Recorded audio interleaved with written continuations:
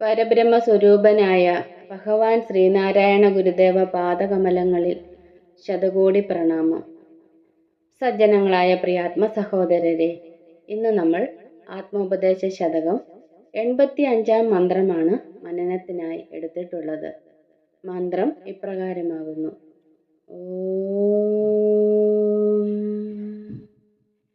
നിഴലൊരു ബിംബം അപേക്ഷിയാതെ നിൽപ്പീല, എഴും ഉലകെങ്ങും ബിംബം ആകയാലേ. നിഴലുമതല്ല ഇത് നേരുമല്ല, വിദ്വാൻ എഴുതിയിടും പണി പോലെ കാണുമെല്ലാം. നിഴലൊരു ബിംബം അപേക്ഷിയാതെ നിൽപ്പീല, എഴും ഉലകെങ്ങും ബിംബം ആകയാലേ. നിഴലുമതല്ല ഇത് നേരുമല്ല, വിദ്വാൻ എഴുതിയിടും പണി പോലെ കാണുമെല്ലാം. നമുക്ക് വാക്കുകളുടെ അർത്ഥം നോക്കാം.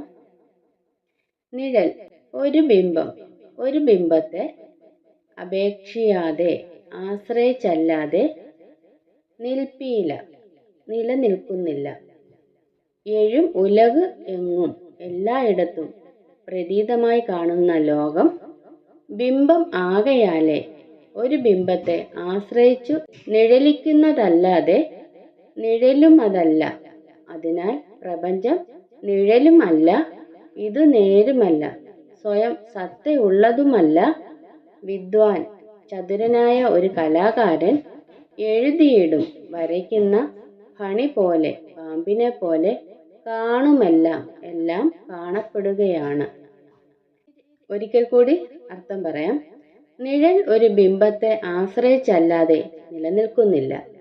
എല്ലായിടത്തും പ്രതീതമായി കാണുന്ന ലോകം ഒരു ബിംബത്തെ ആശ്രയിച്ച് നിഴലിക്കുന്നതല്ല. അതിനാൽ പ്രപഞ്ചം നിഴലുമല്ല, സ്വയം സത്ത ഉള്ളതുമല്ല. ചതുരനായ ഒരു കലാകാരൻ വരയ്ക്കുന്ന പാമ്പിനെ പോലെ എല്ലാം കാണപ്പെടുകയാണ്. ഇനി നമുക്ക് ഈ വരികളുടെ ആന്തരികമായ അർത്ഥതലത്തിലേക്ക് ഒന്ന് കടക്കാം. ഒരു ജലാശയത്തിന്റെ മുമ്പിൽ നാം ചെന്ന് നിൽക്കുമ്പോൾ നമ്മുടെ ഈ രൂപം സ്ഫടിക സമാനമായ ആ ജലാശയത്തിൽ പ്രതിഫലിക്കുന്നതായിട്ട് കാണാം, അല്ലേ? ആ ജലാശയം എങ്ങനെയുള്ളതാണ്? സ്ഫടികം പോലെ വെട്ടിത്തിളങ്ങുന്നതാണ്. ആ ജലാശയത്തിൽ നമ്മുടെ രൂപം പ്രതിഫലിച്ച് നിൽക്കുന്നത് നമുക്ക് കാണാൻ കഴിയും. അങ്ങനെ പ്രതിഫലിക്കുമ്പോൾ ജലത്തിൽ കാണുന്നത് നമ്മുടെ പ്രതിച്ഛായയാണ്. നാം ആണ് ആ ബിംബം. ജലത്തിൽ പ്രതിച്ഛായ ഉണ്ടായിരിക്കുന്നത് നാം അവിടെ ഉള്ളതുകൊണ്ടാണ്. എന്നാൽ പ്രപഞ്ചത്തെ ഒരു നിഴൽ പോലെ കരുതാൻ നമുക്ക് കഴിയുന്നില്ല. പ്രപഞ്ചം ഒരു പ്രതിബിംബമാണെങ്കിൽ പ്രപഞ്ചത്തിന് കാരണമായിരിക്കുന്ന ബിംബം എവിടെയാണ് ഇരിക്കുന്നത്? ആത്മാവ് ഏകമാണ്, അദ്വയമാണ്. അതൊരിക്കലും നാനത്വത്തോടുകൂടി പ്രതിഫലിക്കുകയില്ല. അതുകൊണ്ട് ആത്മാവിന്റെ പ്രതിബിംബമാണ് പ്രപഞ്ചമെന്ന് പറയാനൊക്കുകയും ഇല്ല. പ്രപഞ്ചത്തിനാകട്ടെ സ്വയമേ ഒരു അസ്ഥിതയും ഇല്ല. നിർവചിക്കാൻ കഴിയാത്ത രീതിയിലാണ് പ്രപഞ്ചത്തിന്റെ നില. വേദാന്തം പ്രപഞ്ചത്തെ ഉണ്ടാക്കി കാണിക്കുന്ന മായയെ അനിർവചനീയ എന്നാണ് വിളിക്കുന്നത്.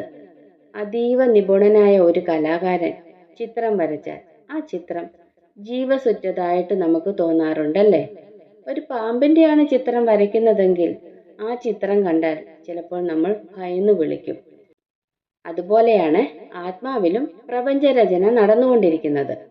ആത്മാവിൽ തന്നെ ഇരിക്കുന്ന ഒരു ശക്തിയാണ് തൂലിക പിടിക്കുന്നത്. ഇത് നിർവചിച്ച് മനസ്സിലാക്കുന്നതിനേക്കാൾ അത്ഭുത പരതന്ത്രതയോടെ ആസ്വദിക്കുന്നതാണ് ലഹരിദായകം. സജ്ജനങ്ങളായ പ്രിയാത്മ സഹോദരരെ, 85-ാം മന്ത്രത്തിന്റെ ലഘുവായ വ്യാഖ്യാനം ഇവിടെ പൂർണ്ണമാവുകയാണ്. അടുത്ത ദിവസം അടുത്ത മന്ത്രവുമായി നമുക്ക് കണ്ടുമുട്ടാം. ഗുരുവും ശ്രീനാരായണ ധർമ്മം വിജയിക്കട്ടെ. ഓ